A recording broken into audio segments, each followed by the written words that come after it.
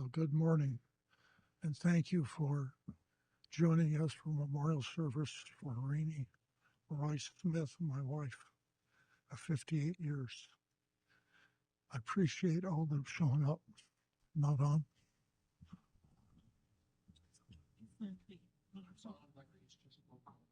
Low volume. Okay. Volume up. Okay. The volume's going to be taken care of. Does that sound better? Very good. So thank you all for coming. It means a great deal to me and the family. It's Renie Royce Smith Memorial, and married to her for 58 years, so a lot of time has gone by. I want to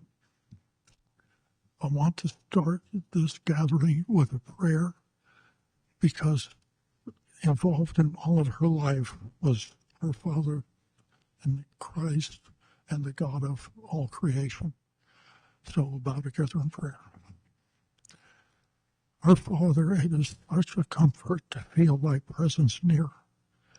We know that thou art interested in every heart and every desire and what we're focusing on. We're thankful, Father, when we are in a meeting like this, realizing death has come, time is no longer ours, and we want to strongly consider our next step, our next choice, what we desire, what we focus on, to help us journey on in a way that pleases Thee and brings Thy great compassion. We're thankful, Father, that time is only something we know here. Eternity is timeless. And help us again today just to feel Thy presence, to listen intensely for Thy voice to speak to our own hearts. We ask in Christ's name. I'm just going to share a little bit about maybe my first couple of years. When I was growing up, my brother and sisters, my mom was the person in our home that had concerns about us knowing God. And so she was the one that would take us off to church and Sunday school and those things. And that particular church we went to, it was very common for the congregation to say in unison what's called the Lord's Prayer. It's an example. It's not the prayer. But did I hear something? My hearing's really bad, so if I'm not clear, just wave or something.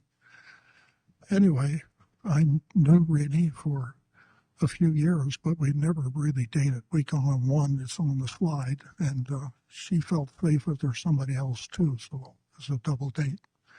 Probably a wise thing to do.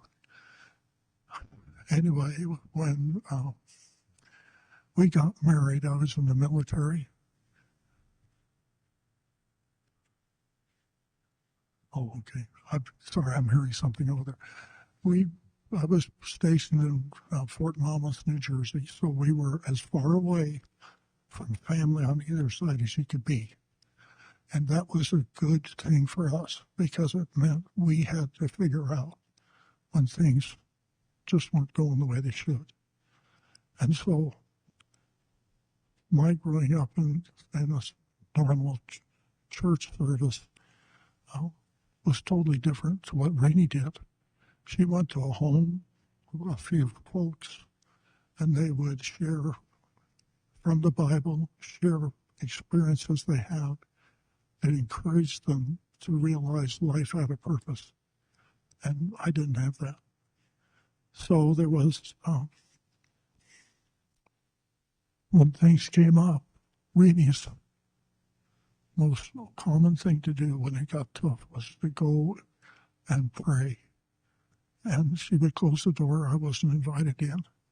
But what impressed me so much was that she was changed when she came out. Big difference. And so it got to the point where I had to know what she was getting because I needed change and I wasn't getting it any other way. So, going with her to meetings, and I began to realize that what I had remember growing up as the Lord's Prayer was something quite different than I understood. And Jesus said, when both in Matthew on chapter 6 and Luke 11, he just gave an outline when somebody said, teach us to pray, and he gave what's commonly known as the Lord's Prayer. And there are 8 or 7, depending how you read it, different parts to prayer that are mentioned there. I'm going to talk for a second about the first one, which is our Father. And the Creator of all that we enjoy wants for every individual in this room to have a relationship with Him as a father to a son or a daughter. And when that occurs, you get power that you never dreamed possible to overcome frailties of this life. And it just was very, very encouraging to me. And I began to realize that my efforts in praying must first be getting my heart connected to the Father that wants to be my friend. Anyway, that's enough. It was through her continued effort in prayer that saved our marriage to what it was. Yeah, I'm kind of a tough guy to be with, but anyway, it's nice, very nice to have all you folks here. The number of people that have written me about the care that Renie has had for them is very encouraging. And anyway, this is a memorial. We're not praising anybody. We're capturing memories that down the road I can return to that'll help me again focus on what the next step should be and the great purpose of life. I'm very thankful that you're all here.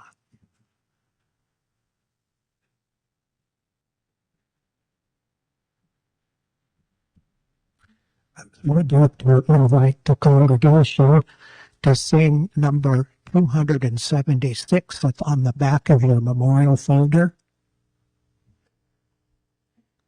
And is there somebody that could give us a start? Okay.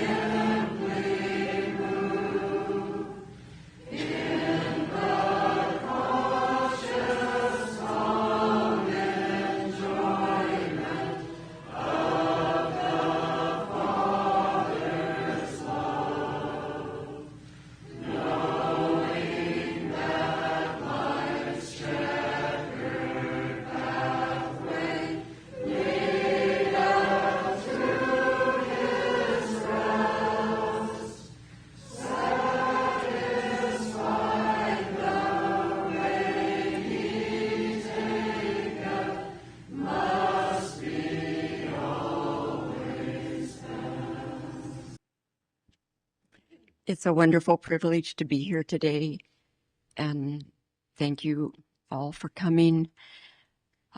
I drove over from Chelan this morning, and I just couldn't believe all of the wheat fields ready to harvest that I saw, and all of the wheat fields that have already been harvested. And right next to those wheat fields, there was often a bare piece of ground, dark, nothing coming from it. And it just made me very, very thankful that for Renie, the harvest has come, and the harvest it's beginning. It's just beginning.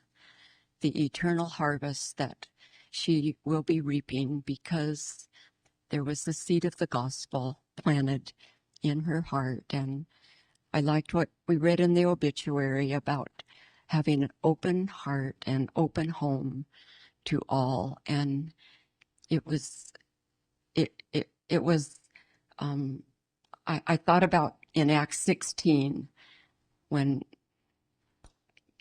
they were preaching the gospel, and it says of one woman there, Lydia, that God opened her heart.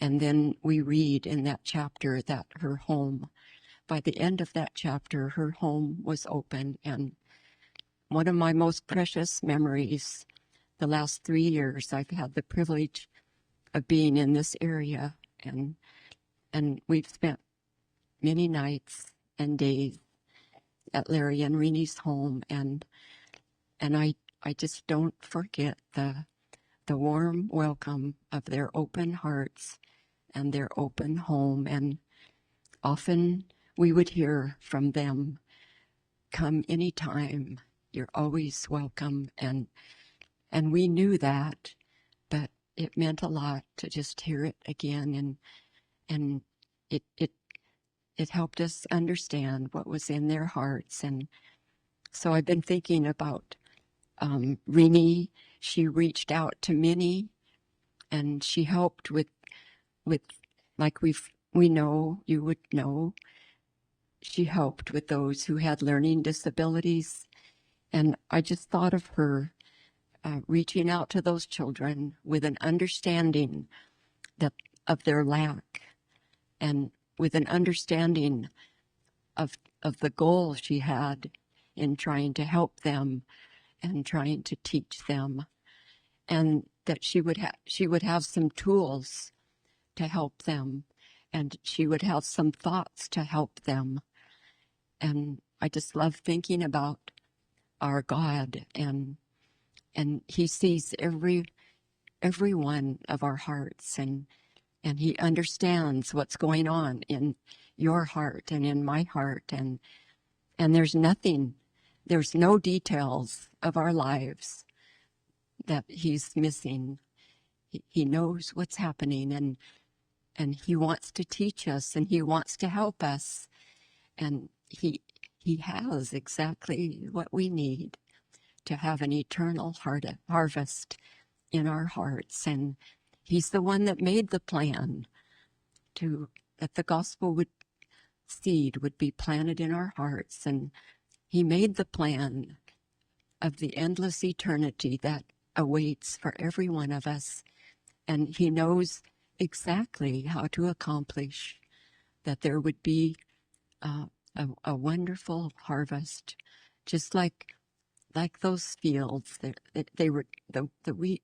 It was just waving, and it was ready, and looking forward to the harvest. And we so much want in our hearts that which does have an eternal harvest. We know that there's many things that we need to do in this life, many things, everything that we handle and touch, it has an end, and it won't last forever.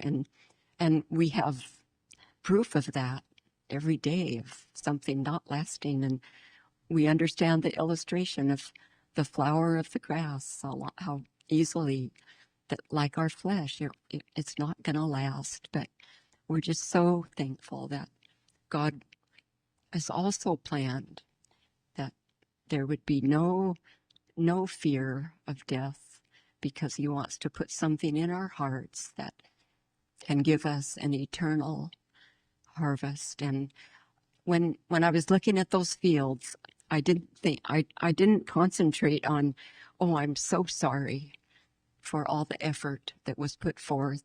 I'm so sorry for that beautiful field of grain and all it had to go through to look like it does, ready for harvest.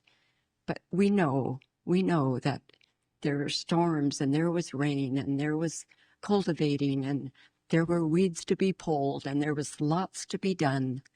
But when I was looking at those wheat fields, the anticipation for the harvest far outweighs all the difficulties that happen to make the harvest possible. And that's how God wants to help us. Life does have its difficulties and ups and downs, and like that hymn, joy and sorrow interwoven. But God knows all about every issue and every difficulty that comes, and he has the comfort and the help for each of our hearts. And I love thinking about the open home of Larry and Renie, and they had a Sunday morning gathering of fellowship in Forks, and they had one in Port Angeles when they moved there, and they had and then we know in Spokane, there's been many, many sweet times of fellowship in their home, and we're thankful for those open hearts and open homes that God values. We know that it comes with sacrifice and self-denial, and I never heard Renie complain about the privileges that were hers, and never heard her wishing it was different.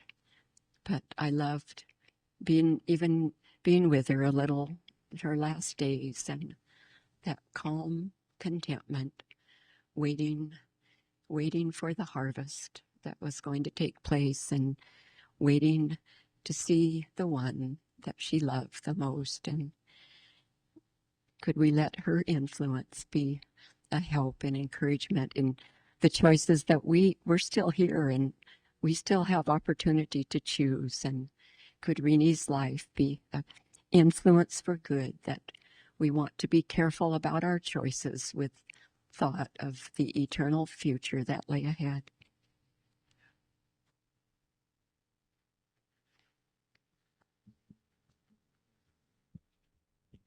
I have maybe a double bond with Renie because she's my first cousin and someone I always looked up to and admired, and she was a very sweet friend to me as well.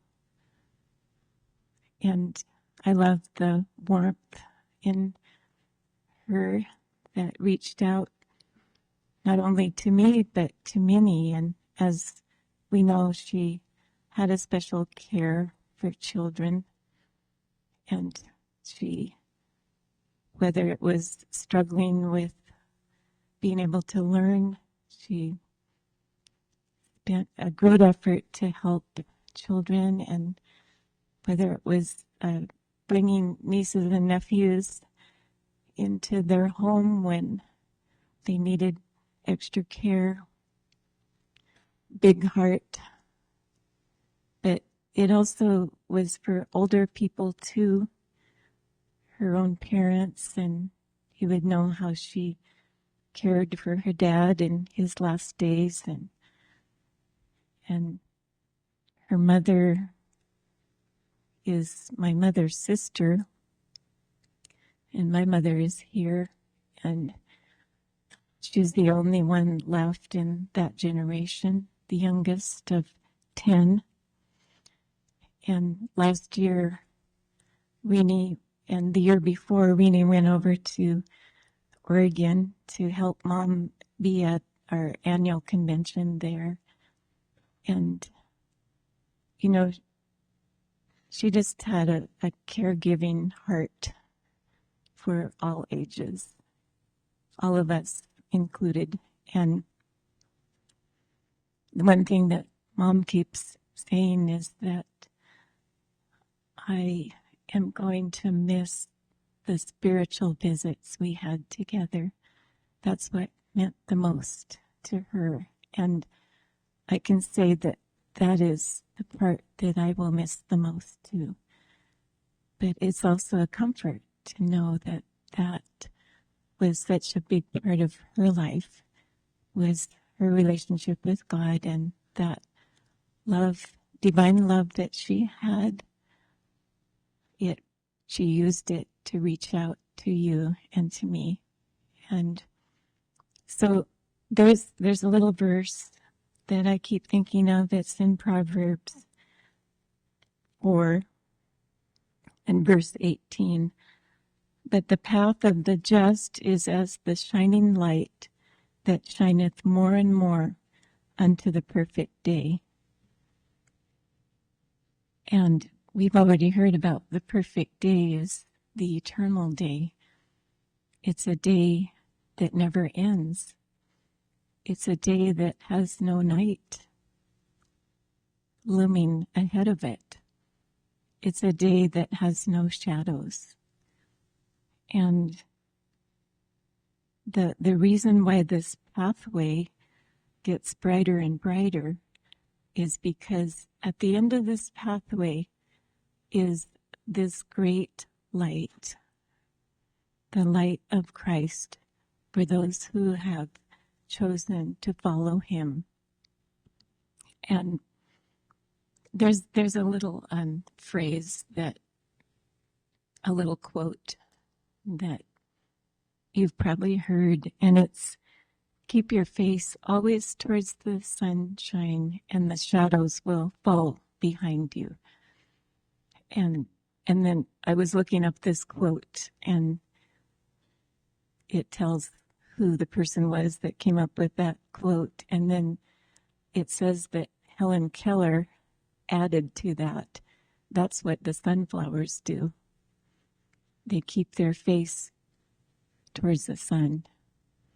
I've seen a beautiful field of sunflowers, and it's very impressive how they do. They all turn their faces toward the sun from the early morning when the sun comes up in the east. They're all looking in that direction. And as the day goes by, they look upward as the sun passes over. And then as the day ends, their faces are turning towards the sun that is setting. And so this light, this is what we want to keep our focus on. We read about when Jesus was coming to the earth, and Zacharias, who was a priest, he was telling about this event that was happening in his day. At the end of Luke chapter 1, he said, through the tender mercy of our God, whereby the dayspring from on high hath visited us, to give light to them that sit in darkness and in the shadow of death, to guide our feet into the way of peace. So it was by the mercy of God that he sent his Son, the true light. And here it mentions the dayspring on high hath visited us. He came to the earth. Dayspring is like that morning sun, the early dawn. And when that happened, it says that there were people that were sitting in darkness and in the shadow of death, and they saw a great light. You know, when we see light, it gives clarity and it gives us a sense of direction. So then those that saw this great light, and it revealed to them the purpose of life, and it gave them a direction. It says that he guided their feet into the way of peace. And so they started on this journey. And it was like in this verse in Proverbs, that this journey, the light grew brighter until the end of the journey where they came to the perfect day. When Renie was young, she made a choice to follow this great light. It gave direction in her life, and it helped her make the right choices and to even reflect that light in her life. We have a hymn in our hymn book, number 132, and it's called, I Have Made My Choice Forever. And that's what she did. When she made her choice to follow this great light, she made it forever. And in that hymn, there's one sentence that says, darkness can affright me never, from thy presence shadows flee. And if thou wilt guide me ever, Jesus, I'll go through with thee. From the beginning, sitting in darkness and under the shadow of death, that's how we all are, because no matter who we are and what our experience is and what we believe or what we don't believe, there's one thing we all have in common, that we know that we are sitting in the shadow of death, that someday we will die. And we have a decision to make. And we're thankful when this great light comes into our experience so that we do know the right direction to go. And when we make this choice to follow Jesus, it's a forever choice. It's until the end of the pathway and until the perfect day. And I'm glad that's what Renie did. In Psalm 23, David said, yea, though I walk through the valley of the shadow of death, I will fear no evil, for thou art with me. And when she came to this end of her earthly day here on earth, she was being guided through this shadow of death, but she wasn't fearful of evil because she had this comfort of God's presence continuing to guide her. Another hymn that we have in our book is called All My Springs Arouse in Jesus, and it says, he will keep me free from evil till the dawn of endless day. I shall see him in his beauty when the shadows flee away. And in this earth, no matter how bright the sun is, there's always shadows. An artist, if they are going to paint a realistic picture, they have to consider which way the sun is shining. And there's always going to be some shadows in the picture. That's the reality of life on this earth. But I'm going to mention another hymn we have. We would see Jesus. It says, for the shadows lengthen across this little landscape of our life.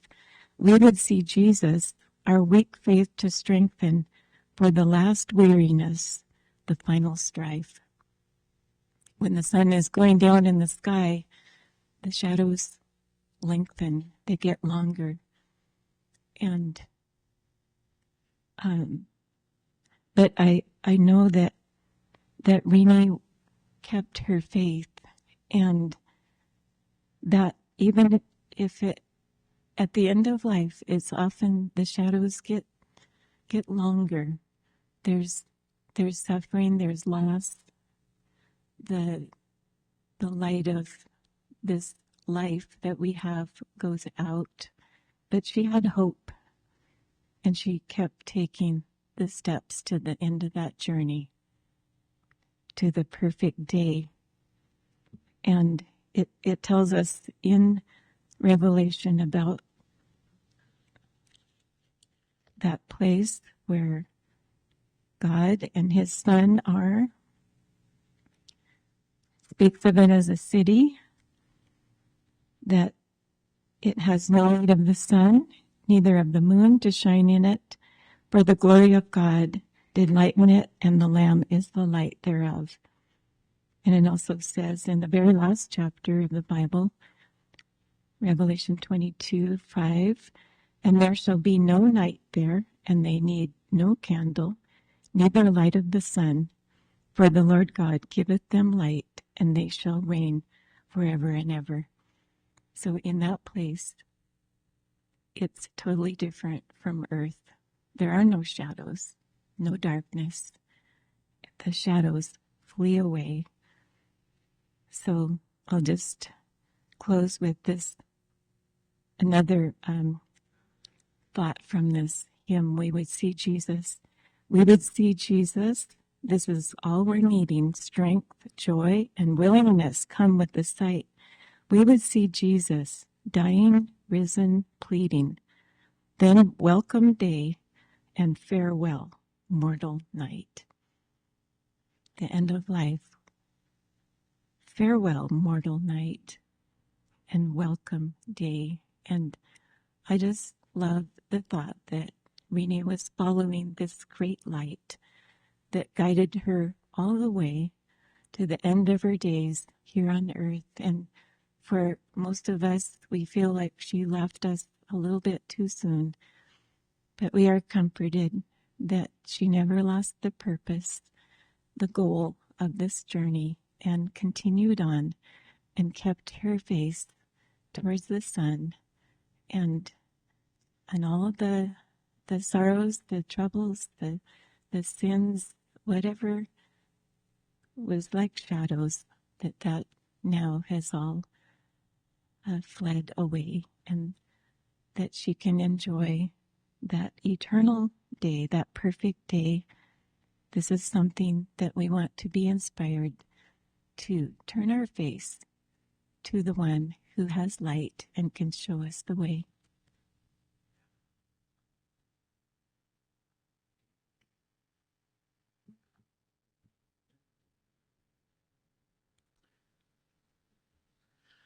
So the last time I was in their home, this would have been right around the 1st of May. I can't remember exactly this date, but I was in their home for one night, and I would never have guessed or anticipated in any way that in little over 2 months that she would be gone. Just wasn't anything. Now, maybe the family had an idea. Maybe there was some medical issues that they weren't. I wouldn't have been aware of. But to me, it was just quite a thing to think of her being gone in such a short time after being with her and having a study with her in the morning, and with Larry and Dorothy and Johnny were there too, and just very, very difficult, and it was not in my thinking at all to think in 2 months she'd be gone. But that's the way often life happens that way. And just was noticing in the hymn that we sang, it mentions joy and sorrow interwoven. And just thinking about that we are sad that she's gone, but on the other hand, she has such a faithful finish. So we're happy that way. We rejoice in the finish. She was finished faithful, right up to the very end, very faithful. But we mourn the loss as well. So those two things go together, and it's kind of hard to separate them out. But, so that's why this is kind of an unusual, special time when we lay someone to rest.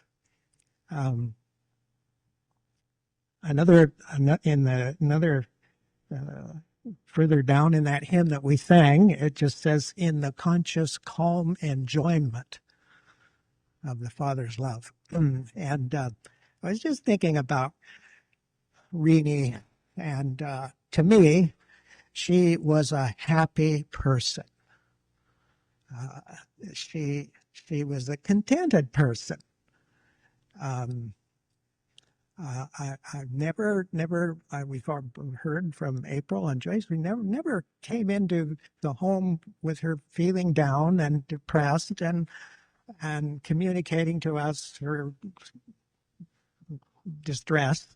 It was always interest in our comfort and how we were doing, and making the home as comfortable and available to us as she possibly could. And she was just a very happy, delightful person to be around. It was a really wonderful spirit about her that I really enjoyed that spirit in her. And so she, sometimes there are people who are maybe just naturally, they're kind of happy, buoyant people.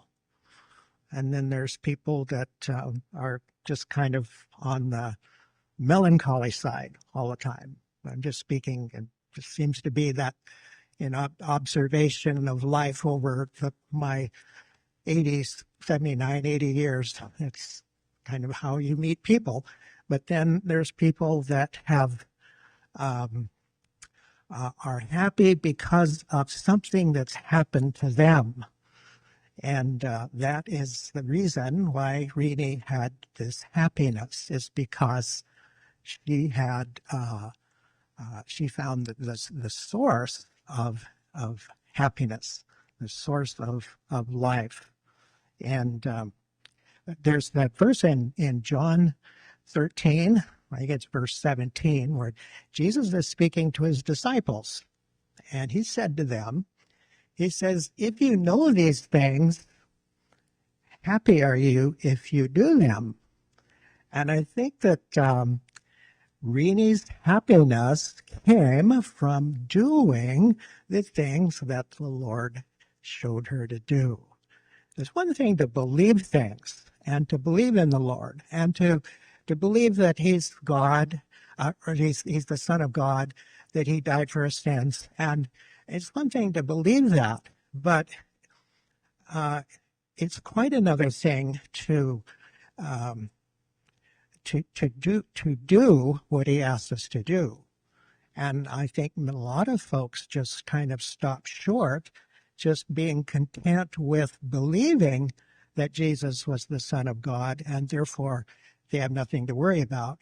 But really what Jesus said is, you need to take up your cross and follow me. Then you will prove what I'm telling you. And so I have a friend who, when he was, I think he was in his 30s, decided, I've always wanted to be a dentist. I'm finally going to be a dentist. And so because he decided he wanted to be a dentist, was he a dentist? Because he decided he was going to be a dentist, would you work on my back wisdom teeth? No. We had to go to school. He had to go to, I think it was 6 or 8 years of dental school to become a dentist. And then he was a dentist. But the desire was good, and that's what propelled him into becoming a dentist. And that's what Jesus was telling his disciples. If you have a good desire, that's good. Now you just need to follow through with that. You need to go to school. You need to, and that's what Renie was doing all her life. She was going to school. She was learning how to be a Christian. She was learning what it was to take up her cross and follow Jesus daily. She just didn't sit back and say, well, I believe, and I'm just going to sit here and be ushered in. But it doesn't work that way. We have to pick up our cross and follow. And then we'll know. Then we'll, some of the things that maybe we never dreamed would be, that we'd ever have to experience or learn, and we'll experience those things. And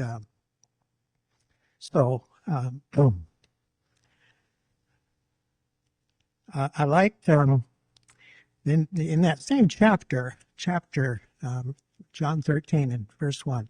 There's it just starts out by saying when Jesus knew that his hour had come, having loved his own which were in the world, he loved them unto the end. And I was just thinking about the things that Jesus put into his last hour. The first thing he did is right there. It says he loved his disciples until the very end. That was one thing I think we can say that Renie put in her last hour, was her love for her salvation, for God, for his son, her love for her family, for her meeting. That was love that she kept right up until the end. It was right there. And then another thing that Jesus did with in that final hour was that he served. He served, because it says that he rose up and he took a towel and he girded himself after supper, and then he began to wash his disciples' feet one by one. He down around the room, washed his disciples' feet. And that's something that he put in. He didn't just kind of fall back into self-pity and say, well, why don't you appreciate all I've done for you more than you have? He didn't do that. He didn't have that kind of attitude. He just continued to serve right up until the very, very end. And it's so wonderful to see that in people's lives today. People are just putting their best into serving right up until they just can't do it anymore. And that's kind of the way it was with Renie. She got so sick, she couldn't just get up and serve us. But it was in her heart to do it, but she couldn't because of the illness. And so that was a wonderful mark that was in her, and God put that in her. He put that in her. It wasn't just a product of a good human nature. It was something that God put in her life, and He can put it in all of our lives. He's not limited in what He can do and who He can help. One of the things I noticed too, and when the time of the crucifixion came for Jesus, and he was on the cross for 6 hours, and there would have been a very intense pain associated with what he was going through, the pain of the nails and just the way that they were hung on the cross, a lot of pain. But that pain never in any way diminished his love for those who were standing by. His love for his mother, for those that had followed him from Galilee. It was still as strong as it ever was when he was in perfect health. Still as strong. It didn't diminish at all. And he could say to one of the disciples, he said, behold your mother, and say to his mother, behold your son. And that was just a he didn't succumb to the pain. It didn't override his feeling of love and kindness for those who loved him.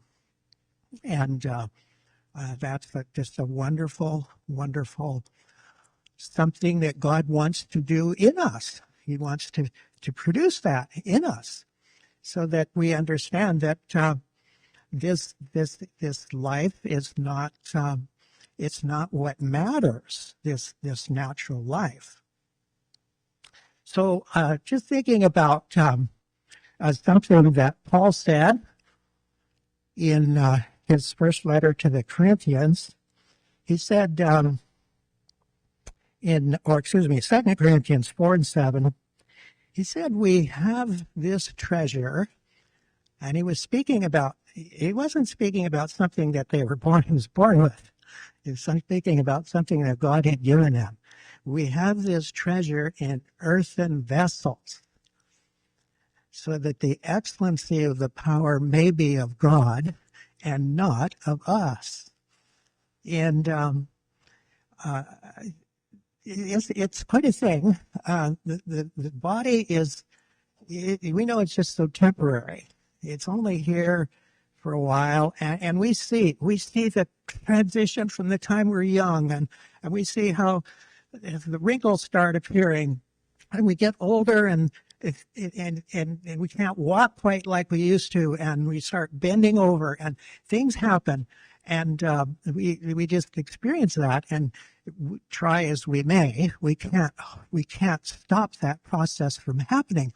But what is really where God is showing his power is that he can put his eternal spirit into something that is so just clay that's here for just a little while, and then it's gone.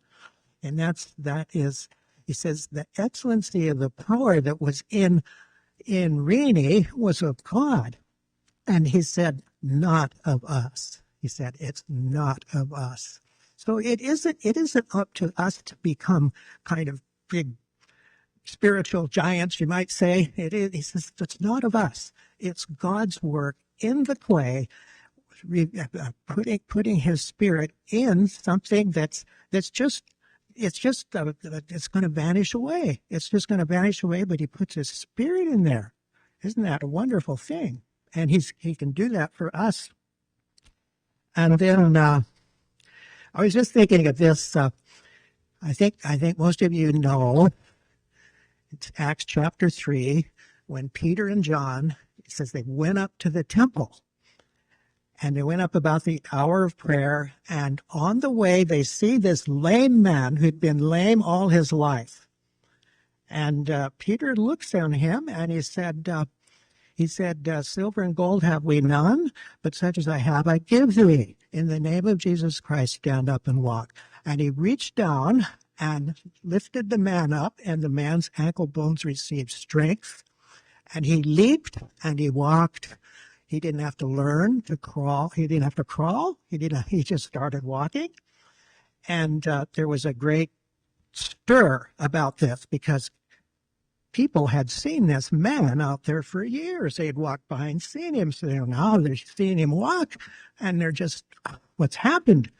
And this is what Peter said. He says, men and brothers, he says, don't look on us like we did anything. It wasn't me. It wasn't us. It's not us. It's Jesus Christ. It's his name, through faith in his name, has given this man this perfect soundness in the presence of you all. And that was one thing that was very, very important, that the ministry that Paul and Peter was a part of, that they did not want any credit given to them for all of these wonderful things that were happening. They didn't want any of that credit. They ran from that kind of credit. And when we see Renie's life, there's just no way we can say that she would never say, well, this is because I did this, or this is because of my workers and what they did. No, it's the work of God in her. It was the work of God. And then I was reading in Genesis chapter 41, and there you read about, it's a story about Joseph and how he was sold into slavery in Egypt, and he'd been there, and he had interpreted some dreams for some men that were in prison with him, and the dreams turned out to be exactly, it happened exactly as he dreamed, and Pharaoh found out about this man who could interpret dreams, because Pharaoh had a dream himself. And he didn't know. He was very troubled about this dream, and he didn't know what it meant. And he was asking, who can tell me? And then this man, his butler said, I remember there was a man in prison that he told us what was going to happen. And so he was summoned. Joseph was summoned. And he came, and in chapter 41, Pharaoh says to Joseph, he says, I've heard that you can interpret dreams, and you can tell me what my dream meant. I heard that you can do that. And Joseph says, it's not in me. Right away, he says, it's not in me. I don't have any power. I have no power to tell you what's in your mind or what you're thinking. It's God. God will show Pharaoh what is about to happen and what God is about to do. He will show you. It's not me. So I really like that. I like that.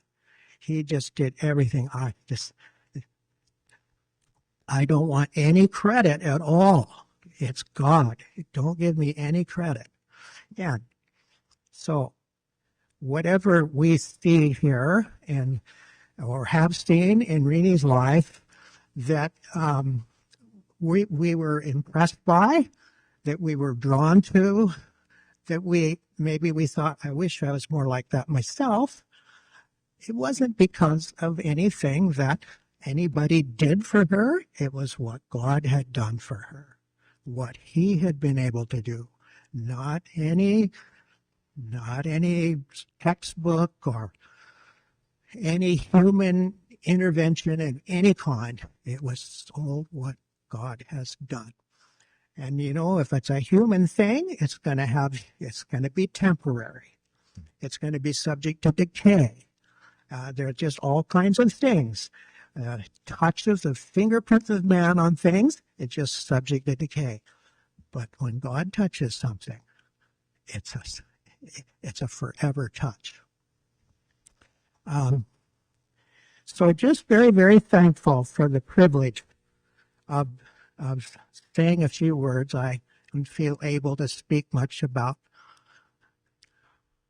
some of the joy and sorrow. I don't know too much about the sorrow because I only saw the joy part of her life. I saw the happy part. Now Paul said, I have learned that whatsoever state I'm in, therewith to be content. I know both how to be abased and I know how to abound. I know how to suffer need. And, he's just saying, but he said, now that didn't come by revelation. He says, I've learned that. The experiences that have come my way have taught me to be content, no matter whether I have nothing or whether I have a lot. Just to be content, not to be overjoyed with a whole bunch or over distressed when there's no little. I'm just an even keel. And it came as a result of learning. That takes time. It takes time to learn these things. And you can't learn until you enter the classroom. You can't. You got to enter the classroom. You can't learn otherwise. It won't happen. And Renie entered that classroom when she was a young girl. She stayed in the class, and what was produced was of God. He did the work. He did it. confidence. She stayed with it. She knew this is right. I'm staying with this. I'm not leaving this. This is where the future is, and I'm staying with it. She did that. And I'd like to think that'd be the same for us too. We want to stick with it. Don't pull out. That'd be the worst thing we could do is pull out. The worst thing we could do. Because growth stops. You might think that, oh, I'm out in this new freedom now. I have this new freedom. I see things I've never seen. Not so. Not so. You just wait till the Lord comes. There's a wonderful story in Luke 12 about a rich man, a farmer, and he had things going his way. He's a happy man. His fields were producing. He was thinking about increasing the size of the barns and everything. And you know what happened? The Lord came. And it was all different then. He didn't have anything. He didn't have a thing. He had nothing. And the Lord said, he said in there, you're a fool. You're a fool. You've been living for things that have no value. No value. We don't want to do that. When we've had so many advantages and so many privileges, we don't want to live for something that has no value, something that's just going to fade away. You don't want to do that. You want to put your best into the kingdom of God, your best into Christ. Life is short. It's very short. It won't be long. We'll be right where she is. It won't be long.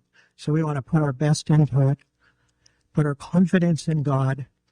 He's been here from the very first generation. Every generation, he's seen all the changes in the generations. He's seen this generation. He's seen the previous generations. He's seen them all. He's seen them all. Ours is no different. We might think we have some intelligence that others don't have, and we might have. Who knows? But we're going to go the way all the others have gone, and God will continue on. He will continue on. So we just want to keep our faith in God. We want to have a successful finish like Renie had. This wonderful finish in life. Even though there was pain and sorrow, her confidence, her love for one another, her love for her family did not diminish. And we would like to have that same kind of purpose ourselves. Our love a love for God that would be greater than any kind of suffering we'd ever go through. And God's the only one that can do that. He can do that. So may that be our portion. Now I think Larry has some closing remarks, or let's see. Well, we'll sing the last hymn, the back of your folder. 381, we'll sing that hymn, and everyone's invited to sing. And then Larry has a few remarks to say in closing.